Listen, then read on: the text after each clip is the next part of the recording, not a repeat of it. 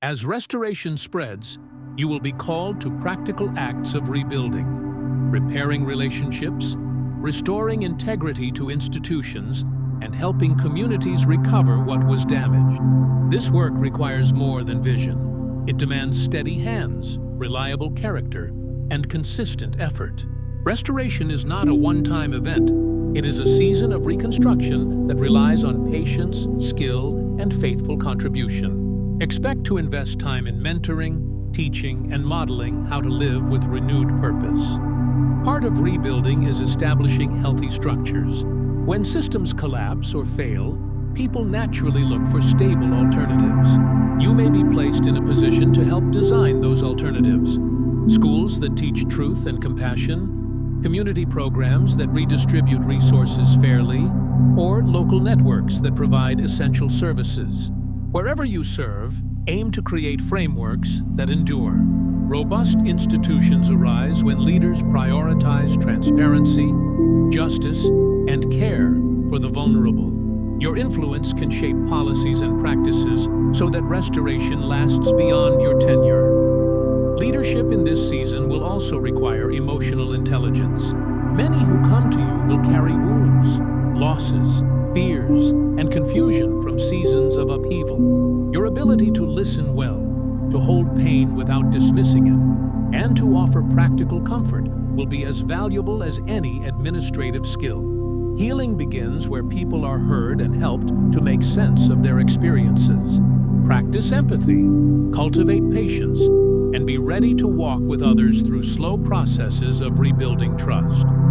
Financial stewardship will become increasingly important. As resources shift, you will need to manage funds wisely, allocate them fairly, and resist the temptation to hoard. Stewardship is not merely about personal wealth. It's about guiding communal resources to where they produce the greatest good. Learn the basics of budgeting, transparent reporting, and community-based allocation. Encourage accountability and invite oversight. Where money is handled with integrity, trust grows and initiatives expand. Education and skill development deserve special attention. During times of change, new competencies become essential. Encourage training programs that prepare people for emerging needs. Agriculture, sustainable energy, healthcare, conflict resolution, and digital literacy. Empower local leaders by investing in training that multiplies impact. Knowledge shared becomes strength multiplied, and equipping others is a key part of sustainable restoration. Spiritual formation remains core to the mission. Practical work without spiritual grounding can solve immediate problems, but will not sustain long-term transformation. Continue to prioritize disciplines that form character. Regular prayer, reflection, communal worship, and ethical study. Teach practices that help people discern purpose and maintain moral clarity. Spiritual formation equips individuals to resist corruption, withstand pressure, and lead with humility. Discernment will be your navigation tool. Not every opportunity is from a reliable source. Not every alliance will align with the long-term good. Test partnerships carefully. Ask hard questions about motives, governance, and long-term vision. Seek counsel from people whose integrity you trust. Use both prayerful reflection and practical due diligence. Discernment prevents costly compromises and preserves the mission's credibility. Community resilience is built through mutual aid. Encourage models where neighbors help neighbors.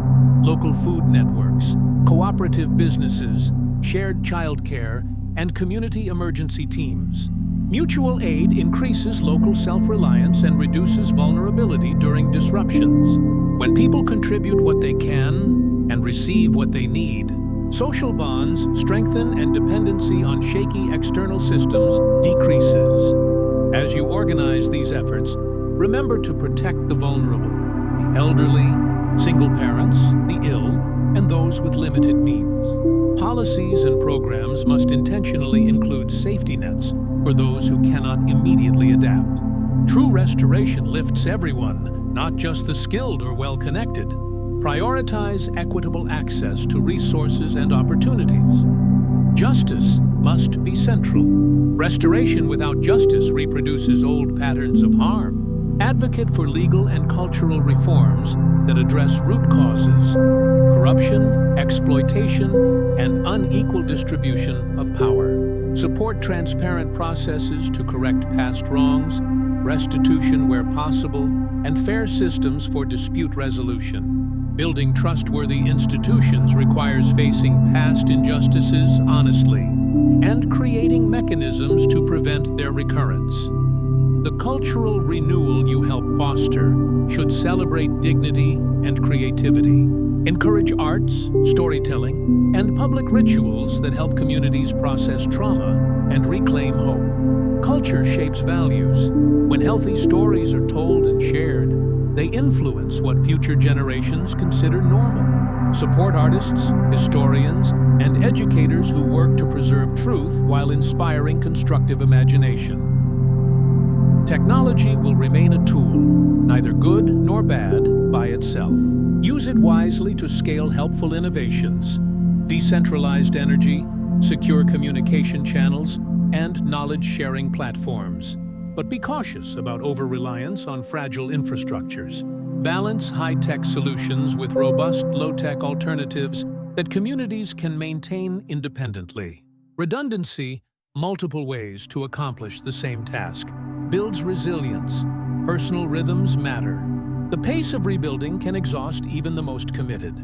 Guard your health, adequate sleep, meaningful rest, nutritious food, and regular exercise. Build margins into schedules. Rest is not optional heroism. It is a vital strategy for enduring service. When leaders model sustainable practices, they protect both their own capacity and the long-term viability of the work. Accountability mechanisms help keep movements healthy. Establish regular reviews, transparent reporting, and community feedback loops. Invite constructive critique and be willing to adjust course. Accountability prevents the abuse of power and fosters public trust. Two essential elements for effective leadership in changing seasons. Celebrate measurable wins, however small. Restoration is cumulative. Publicly acknowledge progress. Repaired homes, reopened schools, healed relationships, fair policies passed, thriving small businesses. These milestones reinforce hope and motivate continued effort. Yet celebrate humbly. Victories are collective and often happen because many ordinary people show up faithfully. Mentorship matters for multiplying impact. Intentionally mentor emerging leaders from diverse backgrounds. Provide practical opportunities to lead, make decisions, and learn from mistakes. Mentoring creates leadership pipelines and preserves institutional memory. A few well-guided investments in people yield exponential returns for community capacity. Prepare for opposition. Not everyone will welcome change. Some will resist because they profit from the status quo. Others will fear loss of identity or status. Equip yourself with non-violent strategies to address opposition. Public education, patient dialogue, evidence-based policies, and legal recourse where necessary. Strong but compassionate leadership can neutralize fear-based obstruction. Cultivate cross-sector collaboration. Effective restoration often requires partnerships. Government agencies, private sector actors, religious organizations, and nonprofits working together. Seek common ground while maintaining clear principles. Collaboration expands capacity and brings varied expertise to complex problems. Prayerful humility should guide every action. In practice, this means combining bold initiative with regular reflection and openness to correction. Pride undermines the best efforts. Humility invites fresh insight, builds coalition, and sustains trust. Keep learning, listen deeply, and remain willing to change. Think generationally. Restoration that endures crosses generations. Design programs and policies with long-term sustainability in mind, education reform, land stewardship, and economic structures that empower future citizens. Short-term fixes leave recurring vulnerabilities. Generational thinking builds stability. Invest in dispute resolution mechanisms. Where relationships are fractured by crisis, accessible systems for mediation and reconciliation are essential. Train community mediators and create transparent forums for truth-telling and healing. Healing often proceeds through structured encounters that allow grievances to be addressed fairly. Maintain clarity of purpose. In seasons of rapid change, mission drift is a common danger. Repeatedly articulate the core values and objectives that guide your work. Use these principles as filters for decisions. When the goal is clear, justice, dignity, sustainable flourishing, choices become easier and unity strengthens. Remember that small, ordinary acts accumulate into large movements. Feeding one family, mentoring one youth, repairing one roof. These are not insignificant. The cumulative effect of consistent service rewrites local realities. Keep attention on practical, repeatable actions that multiply when others emulate them. Finally, hold hope as a posture. Hope does not ignore difficulty. It recognizes suffering while committing to a future where healing is real. As you live and lead, model a hope that is active. Hope that plans, shows up, forgives, and rebuilds. This kind of hope is contagious and becomes a strategic resource for communities facing long recovery. You are part of a larger story of renewal. The tasks ahead are demanding and real. They require discernment, integrity, and steady faith. But the pathways to lasting restoration are known. Justice, wise stewardship, capacity building, empathy, and collaborative action. When these come together, institutions heal, communities flourish, and the dignity of people is restored. Step forward with both courage and humility. Build structures that can outlast crises, nurture leaders who can steward them, and practice a patient, resolute service that honors both present needs and future generations. In doing so, you will not only restore what was lost, you will help create a more resilient, equitable, and flourishing world for those who come after. This is the work of renewal. The time to engage fully is now. You have been placed where history pivots. The change you now face calls for practical leadership grounded in steady principles. That balance, visionary conviction combined with careful execution, will determine whether the new era becomes durable or merely another cycle of temporary fixes. In practical terms, that means pairing bold initiatives with administrative discipline. Plan clearly, measure results, and build systems that can be stewarded beyond any single individual's tenure.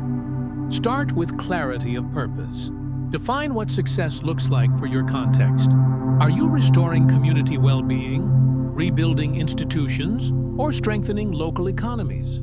Articulate specific objectives and the timelines that make sense for them. A clear mission focuses resources, attracts collaborators, and simplifies hard choices when trade-offs appear. Use that mission as a governance tool. Let it guide hiring, budgeting, and partnership decisions so efforts remain coherent and accountable. Next, prioritize the essentials: food security, reliable water, basic health care, and safe shelter. In many rebuilding contexts, these are the foundations upon which everything else depends. Encourage community-based solutions, shared gardens, local water committees, and cooperative supply chains reduce vulnerability and build local ownership. When communities take responsibility for essentials, dependence on fragile external systems declines and resilience rises. Train and empower local leaders. Sustainable recovery depends on local capacity, not outside experts who depart when projects close. Invest in education and on-the-ground apprenticeship programs that teach practical skills: construction, sanitation, small business management, and conflict resolution. Create short, focused training modules that produce immediate benefits and scale through peer teaching. Leadership cultivation multiplies impact because trained people train others.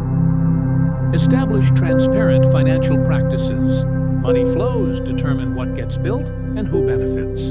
Insist on transparent accounting, community oversight committees, and regular public reporting. Adopt simple systems that communities can manage without complex technology.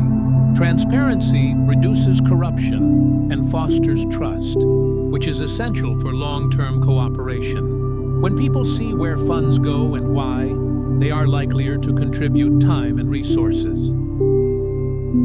Design redundancy into key systems. Robustness comes not from complexity, but from having multiple reliable ways to accomplish critical tasks. For energy, promote a mix of decentralized solar, biofuel, and small-scale microgrids. For communication, combine low-tech networks, community notice boards, scheduled in-person gatherings, with resilient digital tools when available. Redundancy mitigates single points of failure and helps communities function in unexpected circumstances. Build governance mechanisms that include all voices. Recovery works best when it reflects the needs of women, youth, elders, and marginalized groups. Create councils or working groups that represent diverse constituencies. Use structured, inclusive decision-making processes so plans reflect broader perspectives and enjoy greater legitimacy. Inclusion reduces resentment and increases the likelihood that policies will endure. Encourage economic dignity through local enterprise. Support small businesses with microgrants, technical assistance, and access to stable markets. Help producers organize cooperatives that improve bargaining power and reduce transaction costs. Link local production to broader supply chains thoughtfully, protecting nascent industries while enabling growth. Economic revival depends on creating opportunities that respect human dignity and reward skill. Strengthen legal frameworks and dispute resolution. Where systems collapse, informal justice often fills the void, but can be inconsistent. Train mediators and community judges in fair, transparent processes rooted in local norms and universal principles of justice. Establish clear property records, contract rules, and participatory mechanisms for addressing grievances. Predictable rules foster investment and peaceful cooperation. Promote mental health and social repair. Trauma is a difficult but real legacy of disruption. Offer accessible psychosocial support, group counseling, and community rituals that acknowledge loss and mark new beginnings. Normalize conversations about mental well-being and equip local caregivers with basic counseling skills. Healing is not only therapeutic, it is foundational for restored productivity and social cohesion. Invest in infrastructure that supports longevity. Rather than quick, short-lived fixes, favor projects that use durable materials, local labor, and maintainable designs. Prioritize roads that connect producers to markets, clinics placed where they will be accessible, and water systems built with simple spare parts strategies. Durable infrastructure conserves resources and empowers communities to sustain gains. Cultivate ethical leadership. Teach principled decision-making, humility, and servant leadership practices. Encourage leaders to see power as responsibility, not privilege. Establish term limits, rotation policies, and mentorship networks to avoid entrenched elites. Ethical cultures protect the movement from internal corrosion and model values for future generations.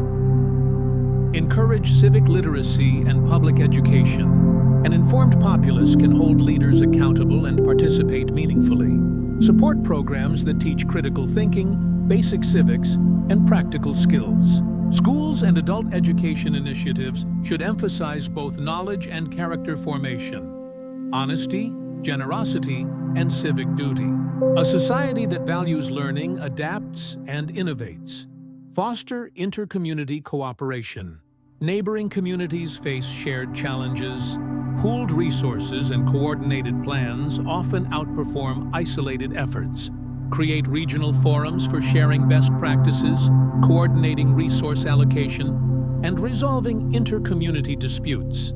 Collective action scales solutions, reduces duplication, and improves regional stability. Guard against polarization and scapegoating. Transition periods can magnify grievances and tempt people to blame others. Promote dialogue platforms where conflicting views are aired and mediated constructively. Invest in fact-based public communication and discourage inflammatory rhetoric. Rebuilding requires trust, and trust cannot flourish on narratives of blame. Leverage appropriate technology to accelerate impact. Use digital tools for mapping needs, tracking supplies, and facilitating transparent finance where feasible. But pair technological adoption with training and backup analog systems. Technology should amplify human capacity, not replace basic human connections or create new dependencies. Practice continual learning. Monitor outcomes. Evaluate interventions and iterate. Use modest but consistent data collection to understand what is working and what is not. Share findings openly so communities can adapt quickly. A culture of improvement prevents waste and accelerates effectiveness. Secure resources by diversifying funding sources. Mix public funds, philanthropic grants, and community contributions.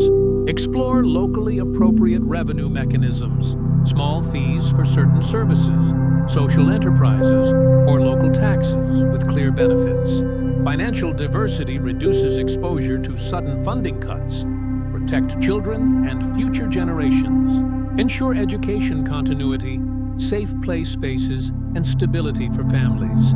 Early investments in children yield outsized returns in health, civic participation, and economic productivity. Policies should intentionally safeguard youth from exploitation and recruit them as partners in rebuilding efforts. Nurture cultural renewal. Recovery is not just material repair. It includes regaining identity and dignity. Support cultural expressions, music, theater, storytelling that help communities process trauma and envision a shared future. Cultural renewal binds communities and transmits values that ground long-term flourishing. Coordinate with external actors, but retain local leadership. When outside aid arrives, ensure it complements local plans rather than dictating them. Establish clear partnership agreements that safeguard community priorities and build local capacity rather than creating dependency. Model sustainable environmental practices. Recovery must not degrade natural systems on which future generations depend. Promote regenerative agriculture, watershed protection, and climate-resilient building practices. Environmental stewardship is integral to stable livelihoods and long-term prosperity. Encourage prayerful reflection and moral clarity for those who lead from faith perspectives. Spiritual grounding supports resilience by fostering meaning, ethical consistency, and moral courage. Bring spiritual practices into public life in ways that respect pluralism while strengthening personal integrity for leaders of faith-based initiatives. Prepare for opposition and plan non-violent responses. Expect resistance from vested interests or those fearful of change. Build legal readiness, maintain public communications that explain benefits clearly, and cultivate alliances across sectors that bolster legitimacy. Document and celebrate collective achievements. Create public records, archives, community museums, or digital storybooks that preserve the narrative of recovery. Recognition sustains motivation and transmits lessons forward. Finally, sustain hope through disciplined action. Hope in this phase is not passive optimism. It is a practice, daily acts of service, steady governance, and faithful stewardship. When people see consistent effort and principled leadership, despair yields to renewed purpose. The work of rebuilding is painstaking, but it is also the place where new life takes root. Step into this season with both courage and pragmatism. Bring your gifts to bear where they matter most, in practical systems that serve people, in ethical leadership that earns trust, and in patient commitment that outlasts immediate crises. The future you help shape will reflect the values you choose today. Build well, lead wisely, and serve humbly. And the restoration you help create will endure. Chuang Ti Di Duan Chosen One. As the final part of this journey unfolds, you stand at a threshold between what was and what will be. You have endured the silence, the loss, and the long seasons of confusion. You have watched familiar structures dissolve, relationships shift, and paths you once depended on fade into uncertainty. Yet, through it all, something sacred has remained. The quiet light within you that never went out. That light, steady and unyielding, has been your true compass. It guided you through unseen battles and whispered strength when words were gone. Now it calls you forward, not into another struggle, but into clarity.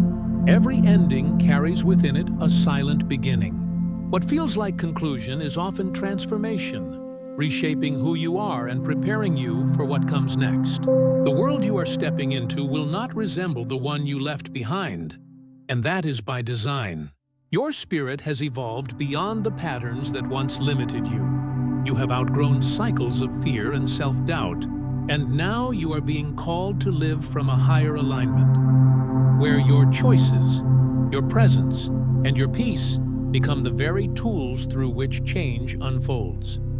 There was a time when you doubted this process, when the darkness made you question whether the struggle had meaning. But even the silence was part of the design. It was never absence, it was instruction. The stillness taught you to listen differently, to hear guidance not in noise or external validation, but in subtle intuition and spiritual resonance.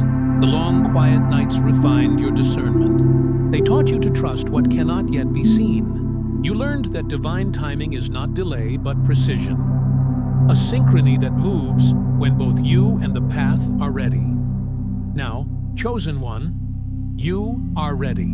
What once intimidated you now simply demands your attention. What once overwhelmed you now calls for strategy and calm. You have transitioned from reacting to directing, from waiting to building. Your energy is no longer scattered by fear. It is concentrated by faith. This is the moment where alignment becomes visible, where preparation meets opportunity, and what was once spiritual insight becomes tangible action. But this new chapter requires one more discipline: release. To step fully into your purpose, you must let go of the remnants of the old season, the resentment, the constant need for closure, the mental loops that replay what should have gone differently. The truth is, it unfolded exactly as it needed to. Every delay, every loss, every unanswered question was positioning, not punishment. You were being hidden to be refined. You were being stripped to be strengthened. The pruning was necessary so that new fruit could grow. There is peace in acceptance, not resignation, but a calm acknowledgement that the divine plan has always been wiser than your projections. This understanding doesn't erase the pain, but it redeems it. It allows the story to make sense in retrospect, even if it felt chaotic while living through it. When you see through that lens, you realize that every challenge had a hidden lesson, and every silence was a form of protection. You were never forgotten. You were being prepared. Preparation has now become purpose. You are not called to merely survive. You are called to demonstrate what survival transformed into wisdom looks like. Your resilience is not accidental. It is your assignment. The stability you have developed is the very vibration the world needs more of. In times of uncertainty, people will be drawn to your steadiness, your clarity, your ability to remain composed while others panic. That calm is not weakness. It is divine composure. It is leadership through stillness, a mark of those who have been shaped by the unseen hand of grace. You may not see yourself as a leader, but leadership in this age is not about position. It is about presence. The chosen ones lead through energy, through how they walk into rooms and shift atmospheres without speaking. They lead by embodying integrity when shortcuts are easier. They lead by holding peace when the world demands panic. You are among those who carry this quiet authority, and your influence will unfold not through force, but through resonance. When your frequency is stable, those who are ready will align with it naturally. Still, remember this: Your journey is not meant to isolate you forever. Solitude was a phase, not a permanent state. The divine will begin reconnecting you with those who are also awakening, those who share your values and vibrational purpose. These connections will feel organic, unforced, and deeply supportive. Together, you will form networks of light, communities rooted not in control, but in mutual upliftment. Collaboration among awakened souls is how higher consciousness becomes collective power. Your voice, your story, and your strength will merge with others to rebuild what must endure. As this next phase begins, guard your focus. Distraction is the tool of regression. The forces that once tried to delay you may attempt to re-enter in subtler forms. Familiar energies disguised as opportunities, or old emotions resurfacing as nostalgia. Stay anchored. Not everything that returns deserves your attention. Some things are coming back not to be reclaimed, but to be finally released with gratitude. Let closure be quiet. Let it be internal. Not every truth needs to be explained to others. Peace itself is your closure. Your faith will continue to be tested, but this time differently. The tests ahead will not be about endurance. They will be about alignment. You will be asked to choose what matches your peace, not your comfort. To stay where your energy flows freely, not where your loyalty feels obligated. To say yes only where your soul feels expansion, and no without guilt where it feels contraction. The chosen ones of this era are being trained in discernment, the wisdom to recognize what is truly divine from what merely appears beneficial. In this state of awareness, manifestation becomes natural, not the shallow version taught by the world, but the divine manifestation that arises from obedience and timing. When your inner world is aligned with truth, what belongs to you finds its way effortlessly. You no longer chase. You attract through authenticity. You no longer beg. You build through faith. You no longer strive for validation. You embody purpose, and the right circumstances unfold in divine order. Chosen one, you are now being called to walk in quiet confidence. The world does not need noise from you. It needs steadiness. You don't need to explain your evolution. Your energy speaks clearly enough. You are entering a time when visibility will increase. Not because you sought it, but because you became ready to hold it responsibly. With visibility comes responsibility. And the wisdom you gained in hidden seasons was meant to prepare you to lead without ego, to serve without fatigue, and to shine without arrogance. Keep humility as your foundation. Let gratitude be your constant companion. When blessings begin to unfold, remember that success is not the goal. Stewardship is. What you receive is meant to flow through you, not end with you. This flow, this sacred exchange between giving and receiving, keeps your spirit alive and your mission sustainable. You are not meant to hoard light. You are meant to extend it. As the old chapter closes, look around with fresh eyes. You will see signs that renewal has already begun. Unexpected peace, gentle clarity, people returning with new respect, ideas that once felt impossible now unfolding naturally. These are confirmations that divine timing is in motion. You don't have to rush. You only need to remain faithful to your rhythm. Life will meet you where preparation meets surrender. And as you move forward, carry this truth. The divine never wastes pain. Every scar holds wisdom. Every delay hides mercy. And every ending conceals a beginning. You are the living proof that what breaks can be rebuilt, that what falls can rise stronger, and that light always returns to those who guard it faithfully. You are not behind. You are right on time. So take a deep breath. Let the past rest.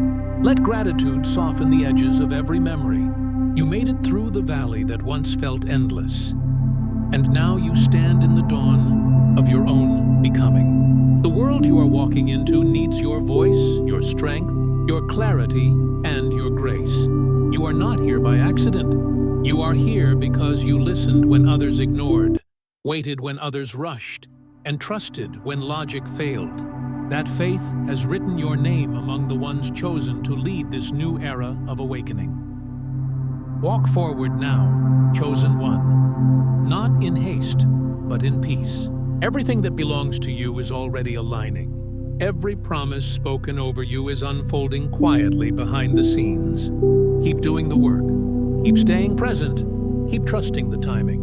The divine is not late, and neither are you. This is your appointed moment. Step into it fully, with courage, humility, and unwavering grace. For your light has been prepared for such a time as this. Take a moment now, chosen one, to simply breathe. The story you have lived has carried weight, but it has also carried wisdom. You have seen how endings can disguise themselves as losses, when in truth, they were divine redirections. You have learned that peace is not found in control, but in trust, and that trust deepens every time you surrender what you cannot hold. Let that